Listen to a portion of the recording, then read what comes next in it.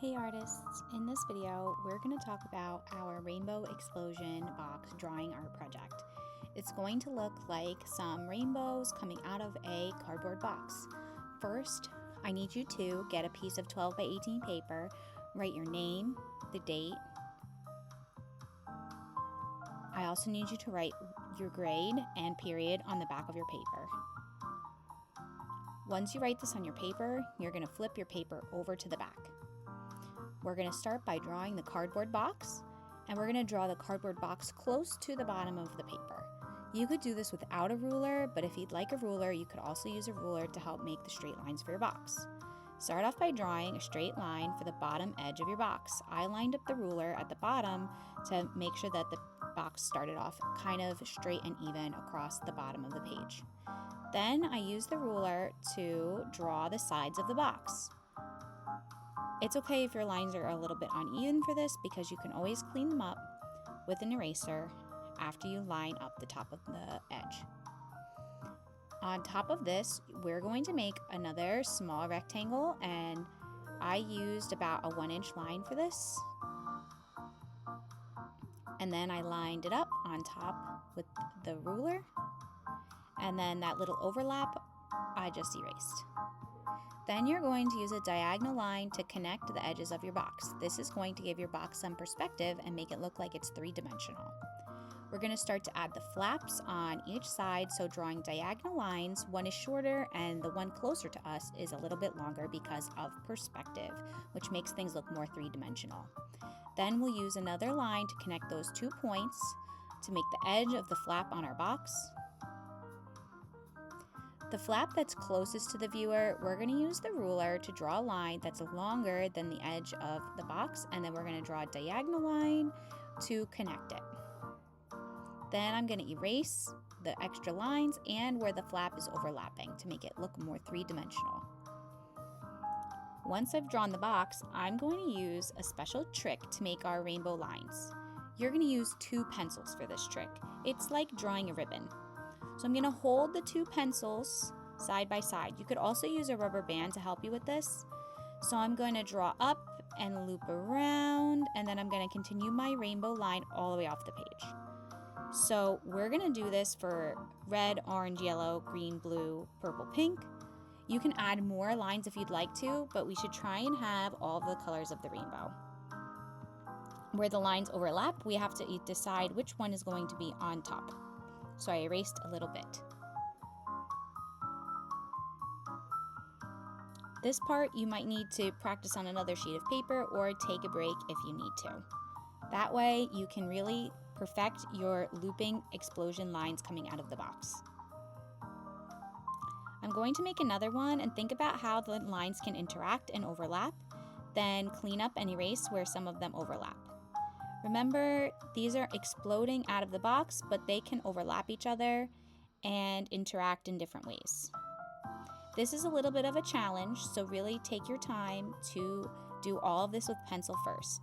The reason why we need to do this with pencil first is because all of these rainbow explosion lines are going to overlap the cardboard box, and we're going to need to do some erasing to make sure our drawing is neat. Then I'm going to use a black thin Sharpie marker to outline the cardboard box. I make sure that I don't draw through the ribbon because I want to make sure that the ribbon is solid and not a see-through ribbon. So I go ribbon by ribbon and really outline those pencil shapes very carefully for my exploding rainbow lines.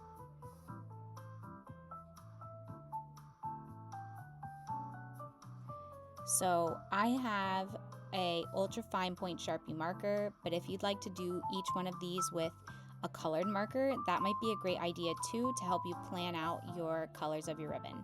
If you don't want to do black, you could also do them with a very dark blue marker. You could use each stripe as its own color. If you prefer to use a colored pencil for the outlines, I would be okay with that too. You could even use just a regular black pen. So do this part slowly and carefully, so that all of your lines are nice and neat.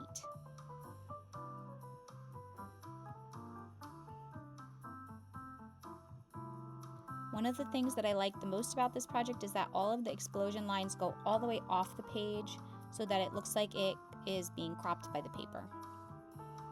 So, in this next step, we are going to use the eraser to clean up our pencil lines. We're going to use colored pencil in the next step, so we want to make sure that all of the pencil is gone, because when you color pencil on top of regular pencil, sometimes it will leave a streaky mark that doesn't look very neat or careful. So take your time to go over where you see pencil and clean up your edges.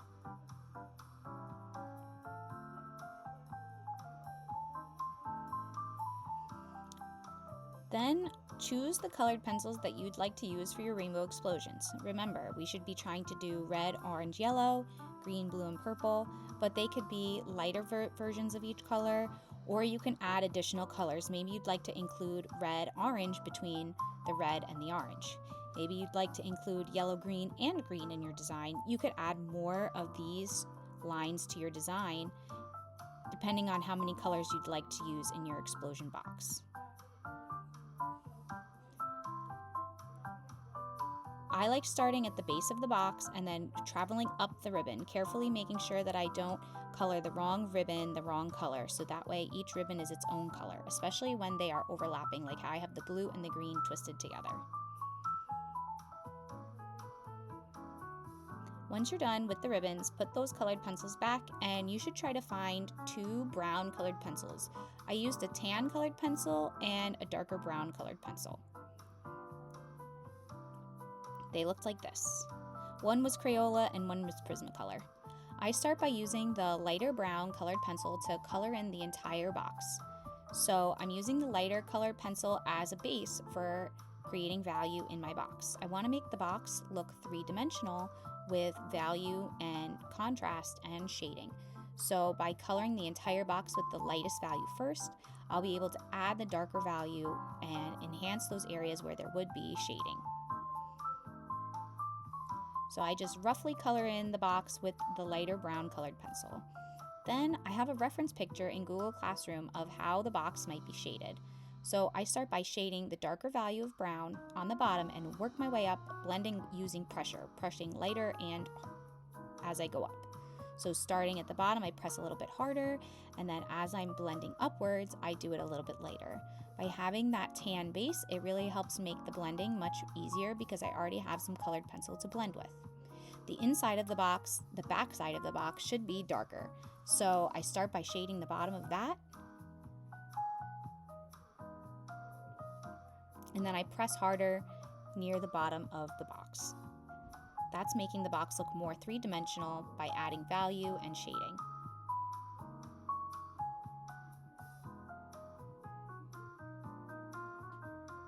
Then I use the lighter colored pencil again to go over the entire shape of the box. By doing this step, it's going to help blend those 2 colored pencils together even more by using the wax to help blend them, and it's going to fill in more of the white spaces on the paper by adding another layer going on top. The last thing I did was go back to the pencil and I added a pencil shadow underneath the edge of the box. By adding this pencil shadow, it's going to make the box look like it's sitting on a surface. I used my finger to blend it. You could also use a blending stump if you have one, but if you don't, your finger or a tissue is good enough. I can't wait to see what you create for your Rainbow Explosion Box art project.